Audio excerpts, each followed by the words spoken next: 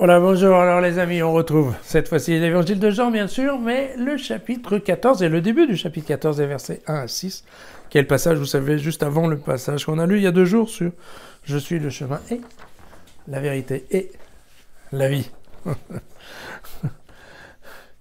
Que votre cœur ne se trouble pas, vous croyez en Dieu, croyez aussi en moi. Dans la maison de mon Père, il y a beaucoup de demeures, sinon, vous aurais-je dit que j'allais vous préparer le lieu où vous serez ? Lorsque je serai allé vous le préparer, je reviendrai et je vous prendrai avec moi, si bien que là où je suis, vous serez, vous aussi. Quant au lieu où je vais, vous en savez le chemin. Alors Thomas lui dit, « Mais Seigneur, nous ne savons même pas où tu vas. Comment en connaîtrions-nous le chemin ?» Et Jésus répondit, « Je suis le chemin et la vérité et la vie. Personne ne va au Père si ce n'est par moi. » Voilà. Voilà, et donc, vous vous rappelez donc au chapitre 13 dans le verset 36, qu'on n'a pas vu en fait parce que c'était un peu coupé hier. En fait, il y a cette question en effet où Jésus dit qu'il s'en va, et donc Pierre lui dit, mais écoute, il n'y a pas de problème, on va te suivre. Et Jésus dit, non, tu ne peux pas me suivre où je vais. Et Pierre insiste un peu en disant, vous savez, Pierre fait toujours le mariole, et donc Pierre dit, non, mais moi je suis prêt à perdre ma vie pour te suivre. Hein, et Jésus lui répond, perdre ma vie, t'es un peu gonflé parce que quand le coq chantera, tu m'auras déjà renié 3 fois. Vous connaissez l'histoire. Et donc on est resté un peu sur cette histoire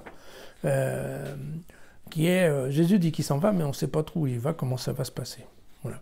Alors, le verset numéro 2 qui a à voir avec, vous savez, la maison, les chambres, les demeures et tout ça, alors c'est un peu bizarre parce que c'est pas vraiment, en fait c'est pas vraiment du Saint Jean. Pourquoi ? Parce que il y a toujours eu le thème de la maison du Père ou des demeures célestes. C'est un thème qui était tout à fait bien développé dans la littérature juive et dans typiquement ce qu'on appelle les textes d'Apocalypse juive. C'est-à-dire, en fait, on trouve ça dans le prophète Daniel, chez Enoch ou dans le livre d'Esdras, surtout dans le 4e livre d'Esdras. Donc en fait, ce sont des apocalypses, hein, donc qui décrivent la fin du monde, hein, comme d'habitude. Et typiquement, c'est cette idée que Dieu a des maisons dans le ciel, en fait, on va dire, hein, et que, voilà, quand ça sera le jugement dernier, eh bien, un certain nombre de gens vont aller dans ces maisons, vous voyez. D'accord. Bon. Ça, c'est la tradition juive. Et puis, ce qui s'est passé, c'est que dans les premières communautés chrétiennes, hein, donc on est en train de parler des années 50-60, en fait, on a repris cette notion de demeure céleste. Vous savez, parce qu'un des problèmes qu'il y avait, c'était l'histoire du retour de Jésus. Et alors, très rapidement, comme ça n'arrivait pas, il a fallu commencer à réfléchir, oui, qu'est-ce qu'on va raconter ? Qu'est-ce qu'ils ont raconté ? Ils ont commencé à inventer, donc, le terme technique dans l'Église, c'est ce qu'on appelle la parousie, et le fait que Jésus allait revenir, et qu'en fait, il allait prendre ses disciples et les emmener dans la maison de son Père, vous voyez ? Et ça, c'est les anciennes communautés, au tout début, quand c'est ça. Et, en fait, c'est pour ça que c'est un peu bizarre, mais Jean vient reprendre ça pour le mettre dans son évangile, alors qu'en fait, il ne va pas du tout développer cette idée. Et vous verrez, il ne parle absolument pas de la date de la parousie, il ne dit absolument pas des modalités, il ne dit pas comment ça va se passer, qui va être choisi, qui ne va pas être choisi. En fait, ça, Jean, n'oublions pas, Jean, il écrit en sang, commence à écrire en sang, il a compris que Jésus n'allait pas revenir. Hein.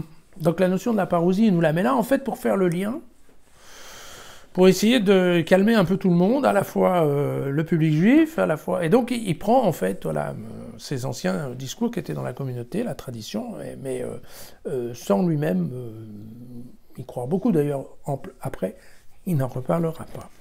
Hein. Mais, voilà, pour vous expliquer, donc, cette partie-là.